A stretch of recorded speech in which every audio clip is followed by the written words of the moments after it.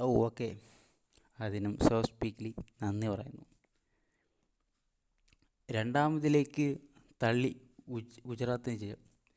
അതൊരു വളരെ വളരെ വളരെ വളരെ ഒരു തോൽവിയായിപ്പോയി കേട്ടോ.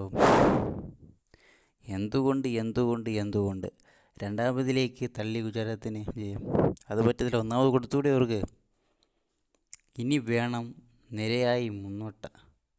ഗുജറാത്ത് രണ്ടാമത് തോറ്റുകൊണ്ടാണോ ഇനി വേണം നിരയായി മുന്നോട്ട്? ഗുജറാത്തിനെ തോൽപ്പിച്ച് തള്ളി കളഞ്ഞിട്ടാണോ ഇനി വേണം നിരയിൽ മുന്നോട്ട് കയറണമെന്നൊക്കെ പറയുന്നത്?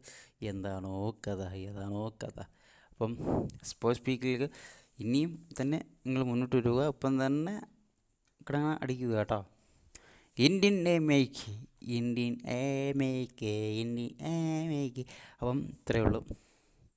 അപ്പോൾ ആദ്യം നയിക്കണം, പിന്നെ ജയിക്കണം. കൊള്ളാം, അതൊരു നല്ലൊരു പോയിൻ്റ്. ആദ്യം ജയിക്കണം, പിന്നെ ജയിക്കണം, പിന്നെ